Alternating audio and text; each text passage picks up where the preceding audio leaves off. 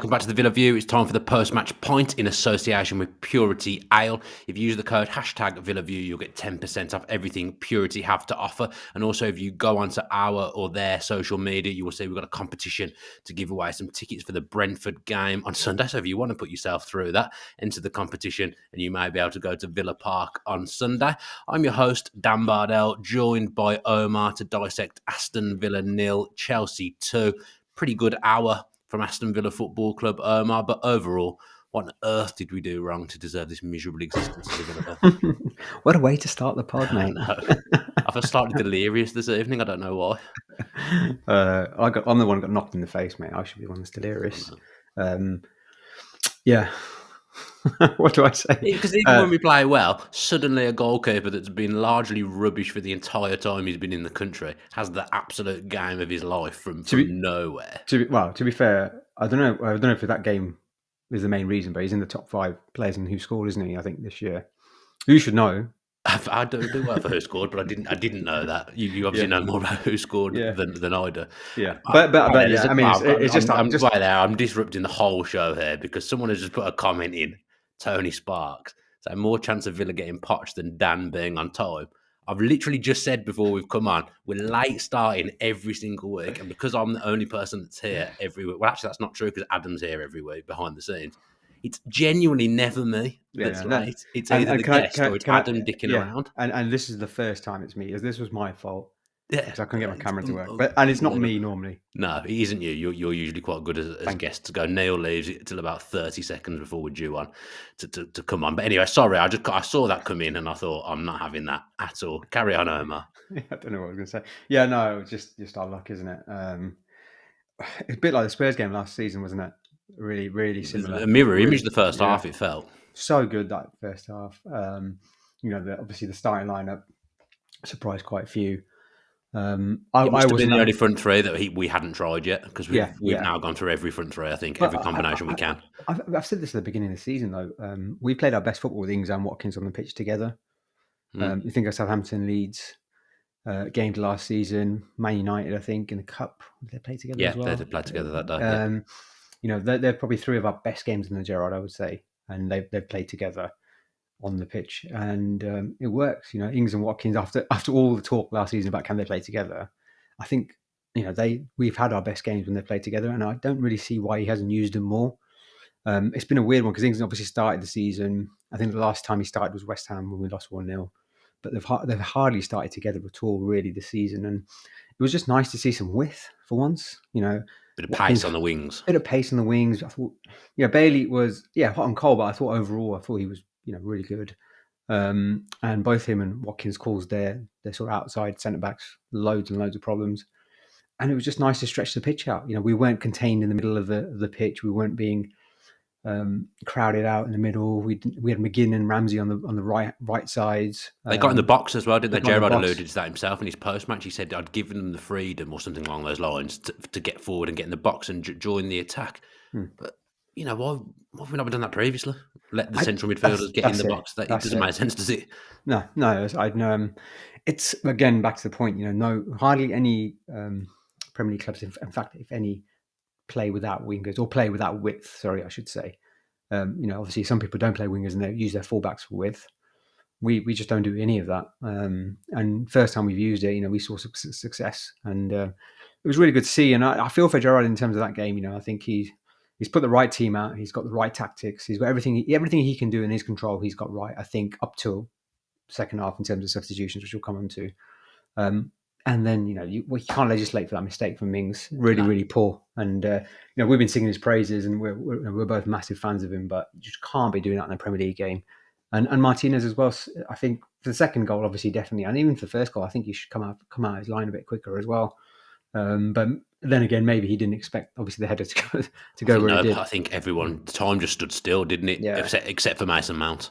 That was the problem. Mason Mount was the only thing that didn't stand still. It just seems to happen for Villa, doesn't it? It seems to, any mistake we make at the back gets punished.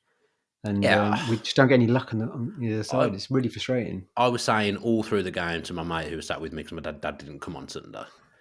Like any other team, those scrambles in the goal and the shots, something will deflect or it'll land somewhere, somebody will deflect and they'll get a lucky deflection. Villa got 4 deflections, I think it was, against Liverpool in that 7-2 game. Don't think we've had a deflection since.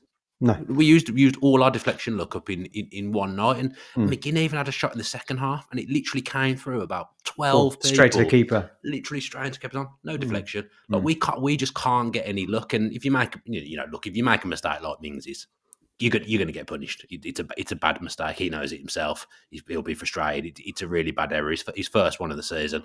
Hopefully it's the last. But, he has got a mistake in him. As much as I love him, he does have a mistake in him. That was a really bad one on Sunday. I'm not even going to attempt to dress it up. But equally, the second goal, Martinez is really poor for it as well. It was almost like he forgot he had hands. Yeah, for a second until the ball was he gambled, didn't he? Yeah. I don't know if you thought what I thought, but I thought I think I said, I was watching my brother because I couldn't go to the game, and I said just before I said Martinez is so good against free kick takers. Like he's made so many great. It's my fault, honestly. He's made so many great saves, right in the corner, and I think it's because he gambles. Like and that's that instance against Mason Mount. You sort of saw him go to the right because that's where he thought he was going to go, and he sort of saw go over the wall, and he thought, right, I'm going, and then he sort of got lead in his boots and sort of stuck to the ground, and he couldn't quite get back. And it's a poor mistake. At the end of the day, it's not. Martinez is one of the best keepers in the league. It's transformed Argentinian squad. He's been brilliant for us overall. Although I thought he's probably inconsistent last season, but he's been good this season, I think. But what can Gerrard do with those 2 mistakes? There's nothing he can do about it. So. I mean, to be honest, they're both bad mistakes, both bad errors, yes, as well. But some of the misses are just as bad.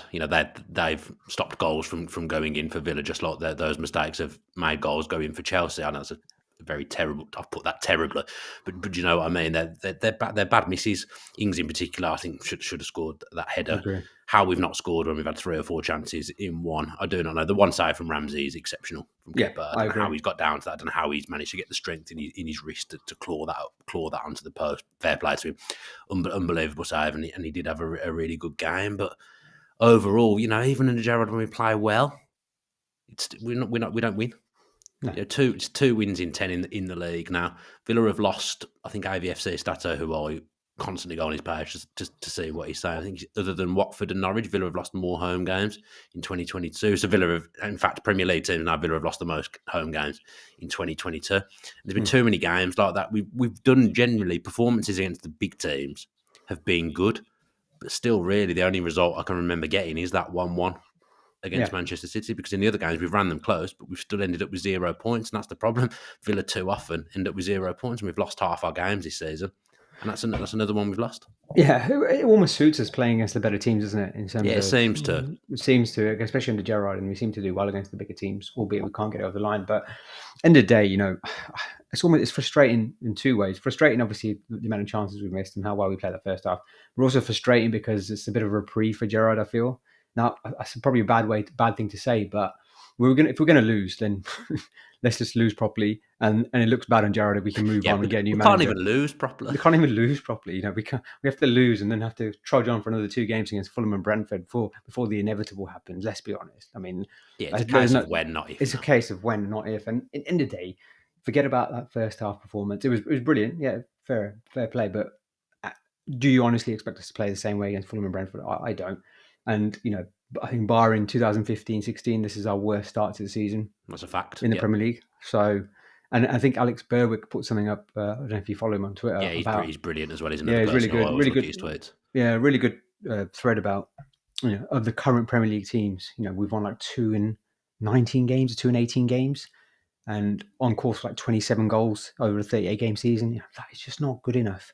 If you'd strip out the teams that have been relegated, and who we've beaten, and we're really we are probably the worst team in the league. We've talked 3 weeks ago. We talked about. I think Wolves might be down there with us. Wolves down there, but they've won, haven't they, in the weekend? On the same points, I suppose, aren't we? On the same points, yeah.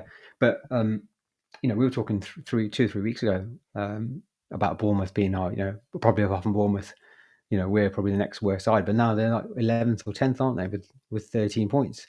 And I said they've flown, haven't they? I texted Tommy Alfie the other day saying, "Slow down, Bournemouth." Yeah, these teams I thought we were going to finish ahead of. Since they lost 9-0 to Liverpool, they're the only unbeaten team in the league. Is that true? Yeah, It's a hell it's of an just effort. staggering stat, and it's really got me worried, to be honest, because yeah, Fulham and Brentford, they're going to be difficult to break down, both teams. We saw Brentford against Brighton; they were very physical. Brighton played well, had a lot of the ball, but they were very physical. And then Fulham, again, are looking threatening. They've got Mitrovic coming back in now. They've got goal Yeah. scorers in their team. I watched them on Saturday, and they're a useful outfit. That Paulinho is a very good player Very, in very good central player. midfield. The manager was making subs that impacted the game, and in a positive way for Fulham because they were down, but he made subs that changed it. They've got I don't think Cabana is the best footballer in the world, but a bit of pace on the wing, a bit of width. Again, all the best teams, Just like you say, they play with that pace. width. It's pace, isn't it? I mean, Pace, yeah, and going on to the subs in the second half. Like I feel for Jared again in terms of Bailey's obviously injured, and the doctor said he can only play 30 to 60 minutes apparently, yeah. which is fine. So you had to make the sub, and it was the wrong sub to make, but it's an absolute deprivation of duty, I would say, to not have another winger on the bench. We've sold Al Ghazi, Traore, Trezeguet have all gone. But who? You're saying it's who? But we haven't got no. Who would you put? No, there isn't That's one. what I mean. But Yeah, that's come from a combination of Langer, Perslow, and Gerrard. I imagine that's the transfer committee along with Rob McKenzie. They're the ones they who make. decided not to They sign Sarr. decided they decided not to sign Sarr. Whatever happened there, fair enough. But if we're going to look to sign Sarr, who else have we got? And why was that done in the last week and a half of the window? What happened before? And how can we not? How can we go into a Premier League season with one recognised winger? And when you need width, when you need pace, Watkins, I thought looked better actually from the left rather than being a focal point, and I thought Ings played well. But when we're looking to mix it up, we've got no options. You bring Coutinho, Bundia, and not anything. I mean, the second goal obviously deflated us. I get that. I think once I went in, everyone was down. There's no like. If you go 2-0 down the game, Villa are 2-0 up in the game. I never sit comfortably because, like again, Everton, for example, you go 2-0 up and you still know it's not done. But we go 2-0 down and the game's finished, really. The crowd was flat. People started to leave. There was the odd, obviously, Gerrard chant that did, to be fair, come off the back of Chelsea singing about him. But, it just falls flat. And it's like the fans lose all belief. The players look like they lose all belief at 2-0. So the reaction to going 1-0 down was actually very good. I was really pleased with that. I was really pleased with the reaction of what I saw. But overall, it's not good enough what we're being served up and what we're seeing at the moment. That first half performance, really, that was an anomaly. I can't even say it. Anomaly. Anomaly, yeah. It was an anomaly over the course of the season, wasn't it? Because they haven't been the type of performances. And like you say, I imagine he'll keep that same front three. Yeah, I would as well. I would as well. He has to. And the thing is with Bailey is, he's a really frustrating player, but he's like most wingers. Some things will come off, some things won't. But he's got quality. You saw that with his cross to Ings, and some of his interplay. But he will frustrate you. But he's got no competition, and and most of the time when he does play, he doesn't play as a winger, do we? We don't really play with a winger. This is the first time I've seen us play with width for a long time. So what do? You play Watkins out wide. He was obviously a winger before, but that's what we can do. And we don't have now. He We don't won't have. want to do it, will he? Either, if we're being perfectly honest. No. Strikers don't like to. Again, I'm name dropping like Chris Dolan here, going out of fashion. I spoke to Gabby last week, and he was actually advocating Watkins playing wide. And I was looking at it when he was saying it. I kind of thought, no, I'm not sure about that. But actually seeing it I don't know whether he knew it was going to happen, but seeing it in the flesh on Sunday, we did look more dangerous, and he looked more dangerous playing from the left as well. But I just don't feel it's, using that word again, don't feel it's sustainable to play a whole season with that front three. Ings is going to get injured at some point for a start. But also, it's not sustainable. But the style of football is not sustainable. It worked against Chelsea because we're playing against a better team. We can have all the possession. We can counter, and they've got attacking centre backs that push up and they play a high line. Against Fulham and Brentford and teams in and around us, they're not going to play that same style. And the big issue we've got is midfield as well. And time again, you saw someone's there saying in the comments around McGinn getting pulled off again, James Cosgrove. I didn't think he was a huge issue. I've got to be honest. I thought the midfielders were good actually. I thought he played well, but the issue is the games this game, Chelsea game, suited that midfield. Yeah, agreed. That is the difference. Completely agree. And the issue you've got is against the better team, and the reason why we play better against the better teams is because we don't need to control the midfield. We just need to battle in midfield. And we've got McGinn, Ramsey, and Dougie Luiz, or Kamara or Nakamba, whoever it is. Last season, obviously, we had Nakamba for quite a few games. We played They'll well. all work hard. They'll all work hard. They'll all battle, and they'll win the ball, and they're good on the turnover. But if we're playing against Southampton, Leeds, Crystal Palace, Forest, these kinds of teams where we have to maneuver the ball, work it through the middle to try and create chances, create overloads and that kind of stuff. They're just not. It's just not midfield. And again, you're making a rod for going back with making McGinn captain because you're having to take him off all the time. And he wasn't a problem. He wasn't an issue. 6 times he's been taken off now. I think 6 times. It's a lot of times. It's a lot of times, isn't it? It's a mistake at the end of the day. It's a mistake to make him captain. It's as simple as that. And that's a big issue. I'm not saying McGinn was a problem. He wasn't the issue. And I think he's probably been better these last few games. But again, if we are going to play the football that Gerrard wants, which is apparently his style of philosophy, that's not the midfield to do it. And it's 4-3-3 isn't the formation. Yeah, to do what he wants to do. We've said it many times. 4-2-3-1 is the 100%, formation. 100%. But we'll never play it because we haven't done in a year. No. We've occasionally mixed it up and played the diamond, but the squad that Villa have, 4-2-3-1, completely makes sense because then you have one of Buendia and Coutinho playing as a 10. They get lost out wide because they're not wingers and they slow the game. They slow the game down when they get the ball. When Villa are trying to pass and progress and move forward and break, they slow it down because they're not blessed with great pace. That isn't what they are. Having some pace in the side on Sunday, what was helpful. But I take your point that on Thursday, that Fulham will probably be happy to sit in and try and beat us 1-0. Tight pitch as well. It's going to be difficult. It won't necessarily work. And again, goes back to the points we've made time and time again. I don't know what you saw Matt Law's tweet where he said, changing Gerrard won't necessarily fix the problem. It's not just him. As much as I think he's created a lot of problems, and I think he's not doing it. And my opinion is there'll be a change at some point now. It's coming. You can't. The things that have happened in recent ways, I don't think there's any coming back from. Really, they're never. Unless we were just suddenly just win every game. The fans have turned. The fans have definitely turned, and it's in unison mainly as well. I don't see many people defending the manager. But there's other problems. I've been on 5 Live tonight. It's exactly the same thing. It's not all on Gerrard. No. We haven't have any of our signings been a success since that window when we bought in Martinez, Cash. I can't remember who else we bought in that window. Watkins. Yeah. Any of the players that we've bought in since. As much as I think some of them are good players and could be very good players for the football club, can you tick any signing off as being an unquantified success? No. I don't think you can. No, I really don't think you can. There's players there that the fans like. Buendia, for example. I personally like Leon Bailey, and I know what a good footballer he is because I've watched a fair bit of Bundesliga, so I know what a threat he can carry. But he ain't been a success, no. and none of them have. The only real success I think Villa have had, it was from within the club in the last 12 to 18 months with Jacob Ramsey coming through. Everything else they've done, really, especially since Jack's left, hasn't been successful. No. Recruitment's, on the face of it, not been brilliant. No, I mean Kamara, Carlos, obviously part. That's a hard luck story for Gerrard. We can't judge them. That's fair enough. But again, stems from the top, 100%. 2 of the worst decisions we've made is signing Danny Ings and Coutinho for me. I think there were mistakes. We tried to be, again, Alex Berwick said the same thing, and I've said it time and time again. We tried to be a big club rather than a good club. I think he put it the way he put it, and it's completely right. We're trying to act like a. And I get it. You're losing Jack Grealish, and he's a big name, and you want to push on to the next level. You want to attract players and the high caliber of players. And I do get that to some extent, but you've got to do it in the right way. And I think, we had Buendia. We spent £39 million on him. Why are we signing Coutinho?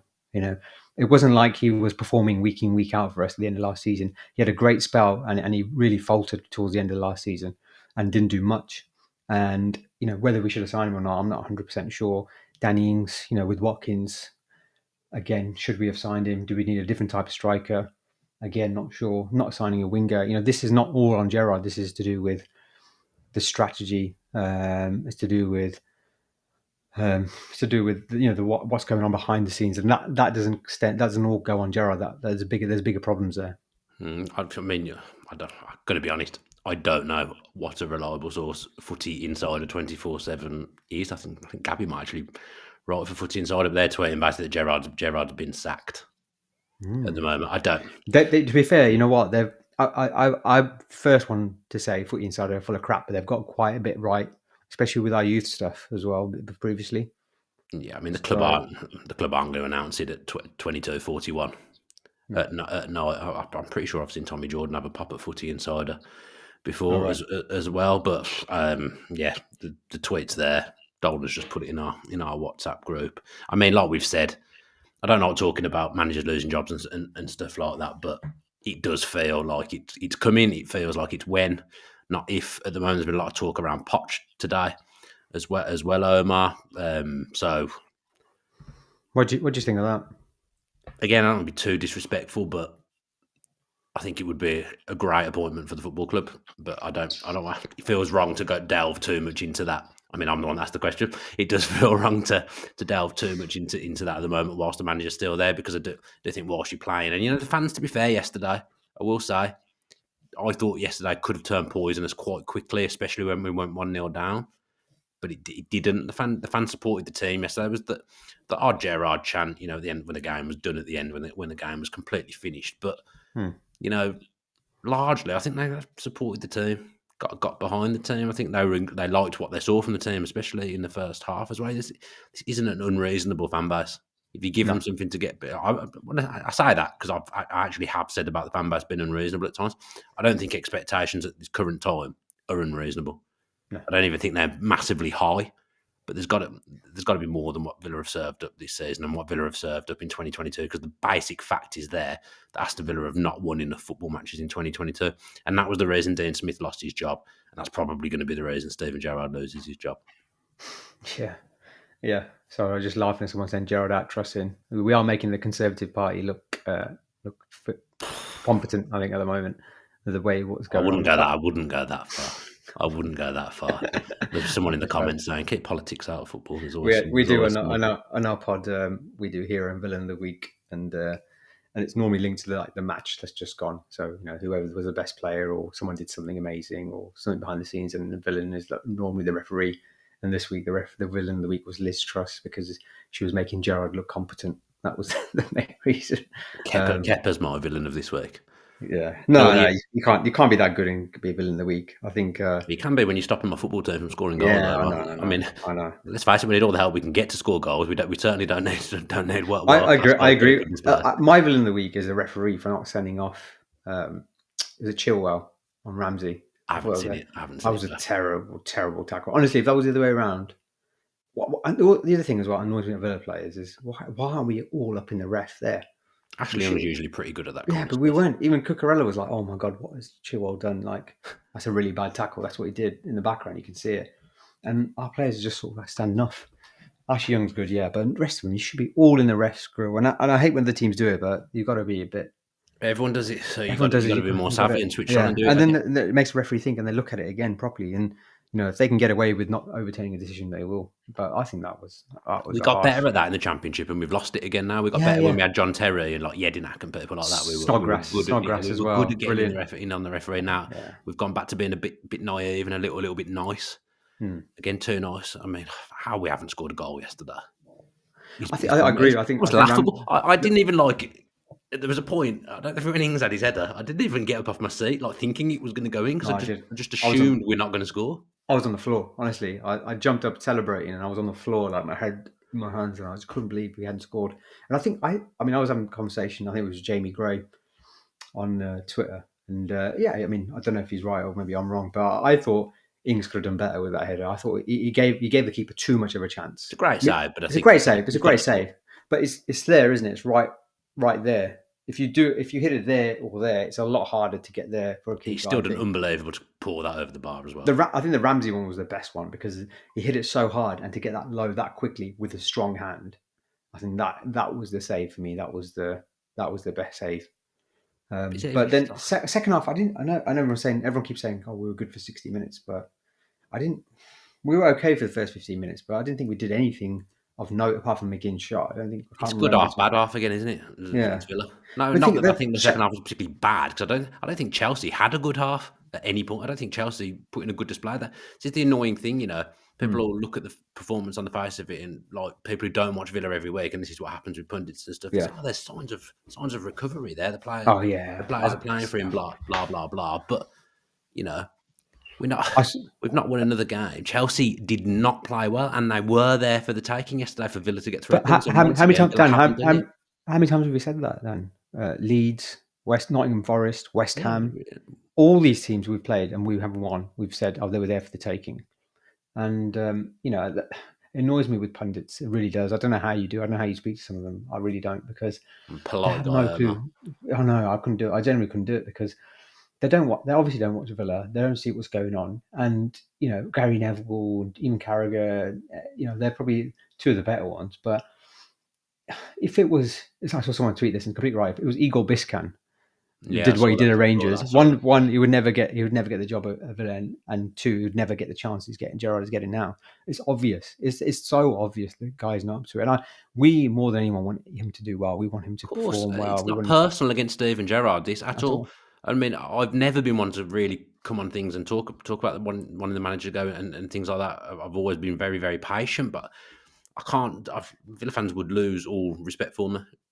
I watch Villa every week. It ain't good enough. No. What we've been served isn't good enough. I went to the Holt Suite after the game and I was sitting with people that go home and away every week. Reasonable people, not people that are expecting them. I think Villa fans have got this reputation, and in the past, maybe yes, but these people aren't expecting the world, but they're going up and down the country, devoting every single weekend to the football club. And in 2022, it simply has not been good enough, and for them in 2021. And if the club the club, I've said it, they've made a rod for their own back with the continuous improvement line, because that is just something that can be thrown back at them now whenever things aren't going well, and there has been no improvement. Villa are arguably worse, or we're in exactly the same place, aren't we, than we were when Dean Smith left. Yeah, completely right. There's no progression there, and again, it's tone deaf, isn't it?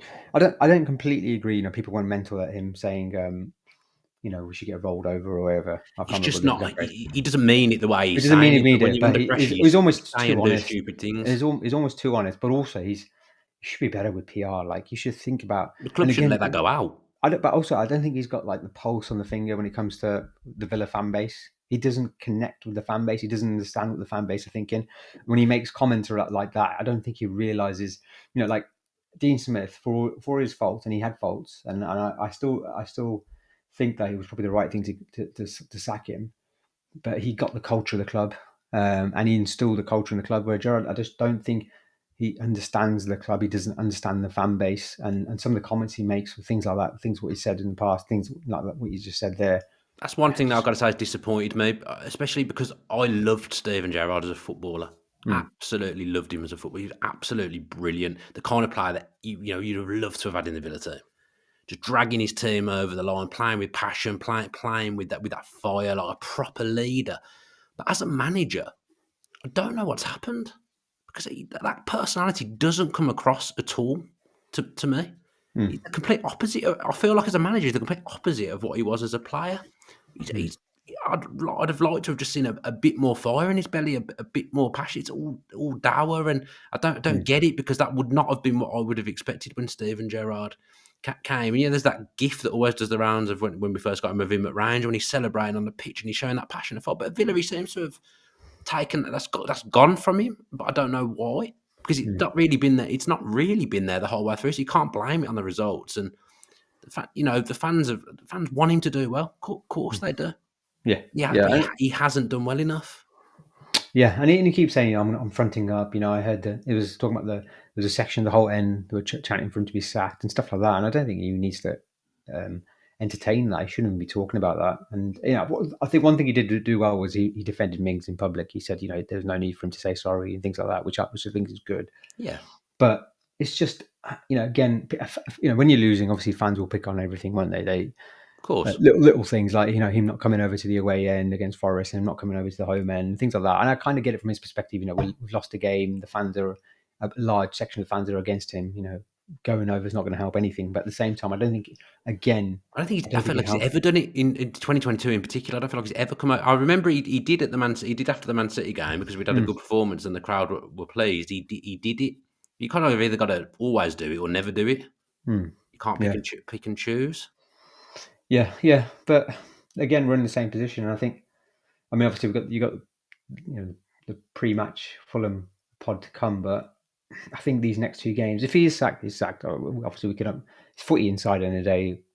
Who knows whether it's right or not? But these next two games are so important for him personally. If he gets 6 points out of six, do you think he stays on, or do you think he's gone regardless? Personal opinion, I think he gets these next two games. Just because of the tight turnaround with the fixtures, and also football clubs usually, and there is some exceptions to this, they don't sack a manager unless they've got someone lined up ready to go, basically. And I don't believe they'll have someone ready to go at the moment. And he's got so many. Let's say Villa sacked him, all the staff now, pretty much everyone. I think there's two people left in the football, in the actual physical football realm, or three if you include McPhee, that are Villa appointments rather than Steven Gerrard appointments. Steven Gerrard has brought in a lot of his own staff, and I'm talking even behind the scenes, medical staff, everything like that, player liaison. They're all Steven Gerrard's men. If you're getting rid of him, a hell of a lot of people are going with him. One that's expensive. Two, there'll barely be anyone left at the football club. So they've got to. If and when he does go, they've got to have everything lined up, and I don't believe that they would have that at the moment. The other thing is that football clubs, for example, when Dean Smith was in charge of Villa, still they've been talking to Gerrard. They'd absolutely have been talking to Steven Gerrard for weeks leading up to that. Yeah, if they're thinking of making a change, which I'm sure they probably are. They're talking to other people, but I don't believe that they'd sack a manager without having someone lined up. Look at the tight turnaround of when Smith lost his job, and then was it 3 days? Gerrard, I might be remembering that completely something wrong. like that. Yeah, it was quick. Straight away everyone was saying Steven Gerrard, because it's already done. So that's how football works. I don't believe that Villa will do anything until they have someone lined up. And when you've got games Sunday, Thursday, Sunday, as whatever you may think of Gerrard, probably the best thing, rather than having a caretaker or whatever. It is you're more likely, I would say, to get a result with Gerrard. Yeah. And the clubs, if they are speaking to other people, they're then in a difficult position if he wins both. I don't for 1 minute think Villa will win both these games. You're then suddenly in a position where you might feel that you can't sack him. There we go. Tommy Jordan's, I don't know what the word is, debunked the footy, and so I thought he might the footy insider post. There we go, Tommy Jordan. Cheers, Tommy. Yeah. Tommy says, how many times can you publish complete lies before people unfollow the account? Not sure why anyone actually follows this account. If you do, you shouldn't. So Tommy's a big fan of Football Insider, is what I've garnered. You said it. You called, didn't you? You absolutely called that. I basically predicted the future. Is what's happened there when that tweet came up. So yeah, Tim Gerrard has not been sacked. Yeah, I'd have been surprised. I'd have been surprised if we. I'm sure there's talks going on. I'm sure there's been talks going on for a number of weeks. You'd be, as a CEO, being incompetent almost to not be talking to other managers, because not the writing's on the wall, but you have to plan for these things. Be like the transfer window. You have to plan. Every business has a contingency plan. You always have to plan. So you have to talk, and whether the owners are doing it rather than Perslow or whoever, there's who knows what actually goes on behind the scenes. But again, go back to our earlier point. New manager's going to come in. I said this on Twitter. New manager's going to come in. 9 out of 10 managers we're going to want to play with wingers, are going to want to play with width, and they won't have the squad to do it with. So we're going to have to be patient as fans. This season, I'm afraid, it's going to be a transition season again. It's going to be a nothing season. Don't expect anything. I mean, it's a tight league, so you win a couple of games, whatever. But I think it'll start to even out. I think when we get to the World Cup, we'll know what kind of season Villa are going to be in. So I think again, and this again points to the Villa engine, or the lack of thereof. If we've done things properly, we can change managers. Yes, it's costly, but we can change managers without too much disruption to playing staff or strategy. Yeah, exactly, 100%. That's again going back to the point of being a good club rather than a big club. You've got to do things in the right way. You've got to be strategic about these things, and we just haven't been. We've been completely ad hoc. We've been. It's like we're playing Football Manager back in 2001. That we're just signing Championship manager, not even Football Manager. Championship manager, exactly. Yeah. And we're just signing players because they've got good stats, without thinking about how they all fit together. And we've done it before. We did it under Martin Neal. We did it in McLeish. Lambert ended up having a mismatch of like. It's a prime example of that. Look what happened when Martin O'Neill left. Yeah, exactly. Prime example. and we're going to end up in the same position. Steven Gerrard's going to go, and they're going to be like, "Well, I've got Coutinho, Buendia. How do I get him in the team? I've got Ings and Watkins. How do I get him in the team?" They'll do, whoever the manager is. I'm sure they'll be competent enough to come up with a system or a plan to get us over the line and maybe finish sort of lower mid half. But it's not going to do anything more than that. And then we're going to have to wait another 4 windows before we do. They build the squad that they want. But this time we have to get it right. I said it on Twitter earlier that in terms of our, it's easier to get rid of Gerrard rather than change what's going on at the top in terms of who, in terms of Langer or football director or anything like that. I'd rather take the hit now. I'd rather struggle this season and it'd be a nothing season, and longer term would be better by having the right people in charge. And this is the time to think about it. We need to self-reflect as any good manager, any good CEO, any good leader has to self-reflect and realize what they've done well, what they haven't done well, and say, well, this is how we change it. This is how we move forward, and you improve. No one's going to do everything perfect. No one's ever going to make people make mistakes. But Football clubs make mistakes. Loads of them do. Yeah, and we're in a fortunate position that let's be honest, we shouldn't get relegated. We shouldn't. And that's famous last words, but we shouldn't get relegated. I don't feel like that. When you're pulling out stats like this is Villa's second worst ever Premier League start, the worst one being the one that they went down. I just think, I again still think at the moment, are Villa more likely to be top 10 or are they more likely to be battling relegation? At the moment, 100% battling relegation. They are way more likely to be battling relegation. I'm not a scaremonger. I never have been, but I am concerned. There's a lot of alarm bells going off in me at the moment. It's a shame because I've sat here for the last however many years thinking that the club's heading in the right direction, thinking that they've done a lot of good. The club's had a lot of goodwill from the fans because they've made a lot of really good decisions, but they haven't really. The decisions haven't been good in the last 12 to 18 months, really. No, they haven't, and this is the time to fix it. And hopefully we'll get a new manager bounce, and that will save us like it did last season. By the way, if we bring Dean Smith back, do we still get the new manager bounce, or does it not work like that? I don't think we'll be bringing Dino back. No, don't say that. I mean, is Nuno gone to Wolves yet? He hasn't gone. No, that's why I was saying it. He hasn't gone yet, has he? No. I was saying to Adam before we came on, like, being a Villa fan is a miserable existence. It feels a lot of the time. Even when we're good, it still does that. It doesn't quite go to plan. Like when we're good under Martin O'Neill, we still didn't achieve what we set out to, or what we should have achieved. So even though that was an enjoyable time, we still messed it up. So even when Villa are good, they still don't quite get it right. The happiest I've been was that 10-game run in the Championship since Martin O'Neill left. Yeah, well, that's been our best. That has been our best run. My happy phases as a Villa fan, you can probably count on one hand. Yeah. Brian Little, John Gregory, Martin O'Neill, that 10-game run in the days. To be fair, a lot of teams have it worse though. So I will say that. Of course, it's but you're right. We're a club of this stature. We've had some right miserable times. It's a culture thing, isn't it? I think that's why I really like Dean Smith being there, because he obviously, being a fan, he knew the club, and we were so lucky we were lucky to witness. I think people don't realize. Obviously, Jack Grealish was a massively important player, but there were other reasons why we had success, regardless of Jack. And I think, as you say, that's a great way to put it. He was the glue. He fixed that club, and he brought everyone together, and he changed the culture of the club, and he got the club, and he got the heartbeat of the club. And we just felt different. And I know we obviously lost 5 games in a row and all that. I get all that, but yeah, I don't think, when, like you said, you can't look at that decision to sack him and say, "Oh, that was completely unwarranted," because the same reasons we're saying the stuff about Gerrard now, the same things happened in 2021 with Smith. Realistically, as much as I loved him, and I never once called for his head because I would never bring myself to do that. And I didn't really want him to go, but when Gerrard came in, I just made the decision to get behind him because he's the Aston Villa manager at that point, and I then want him to do well, but he hasn't done it. And 2021 and 2022, Villa haven't won enough football matches, and you can talk about all the plans in the world, all the ambitions in the world, but what's happening now, that is never ever part of the owner's dream. This, no, 100%. No, they don't deserve it. The amount of money they put in, it's not good enough. Simple as that.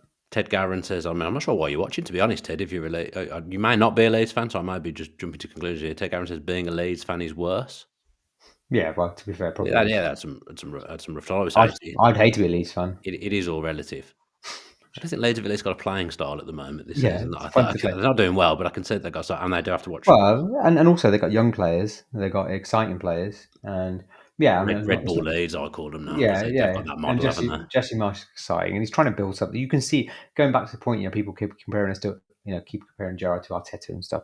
At least with Leeds, and I know they're struggling, but and Arsenal in the Arteta's early stages, you can They see won the that they're FA Cup building. after 6 months.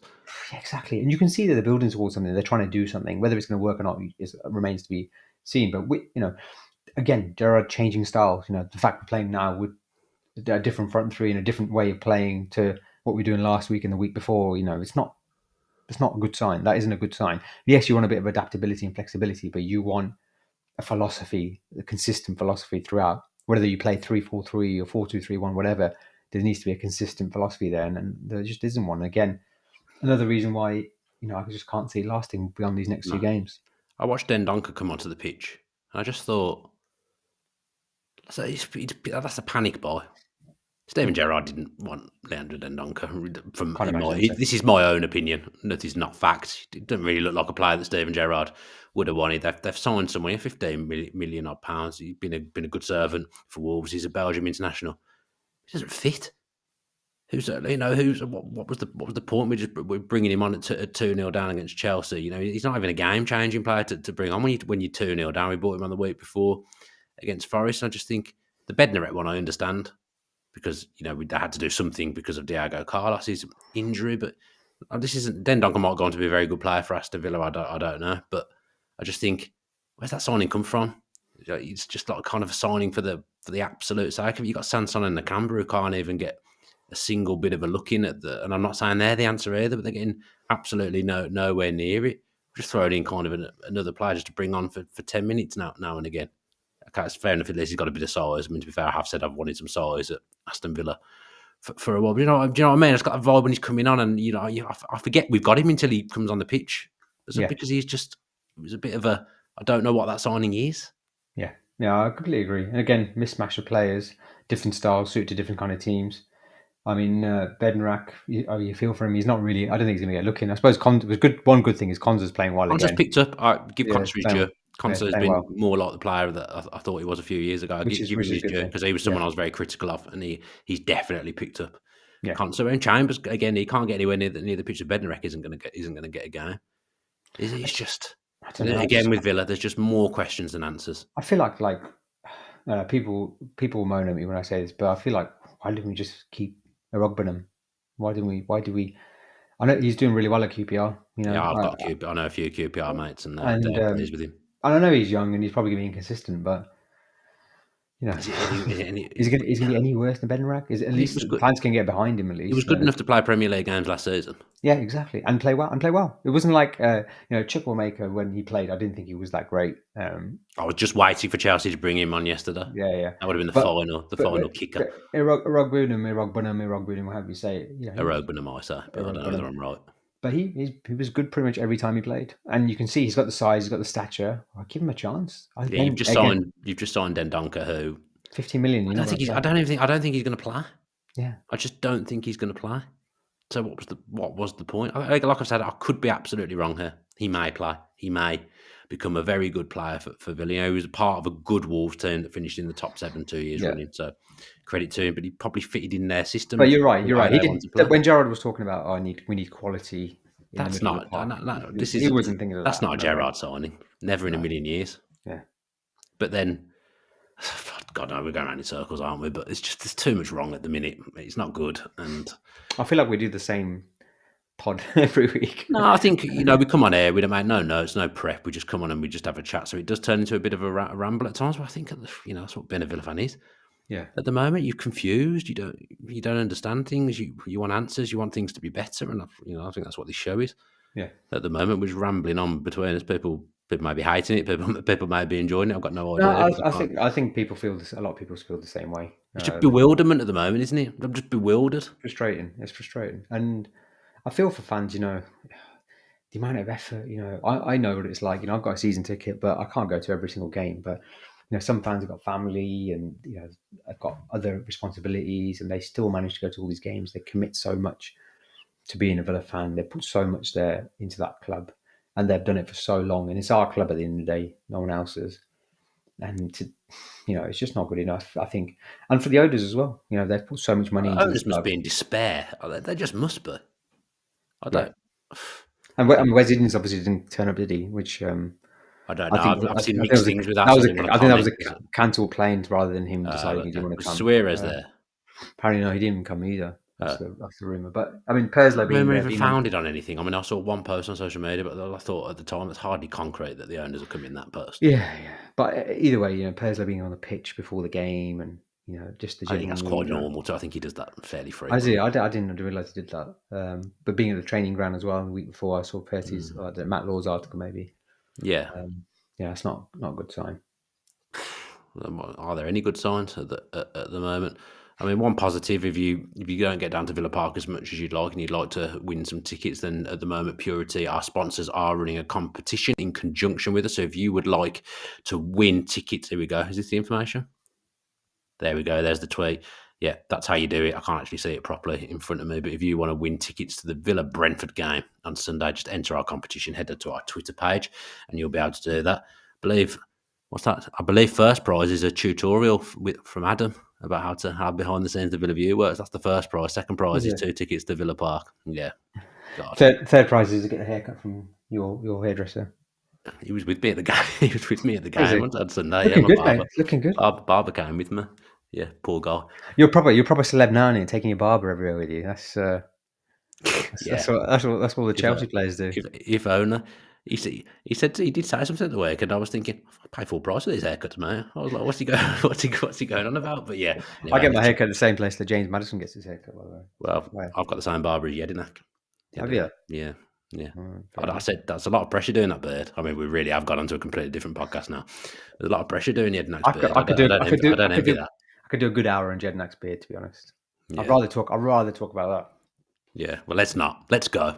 People have been these Villa fans have been through enough this season in 2022 as well. They've been through enough without us doing that. Thanks ever so much for tuning in to this absolute ramble. I might rename the show.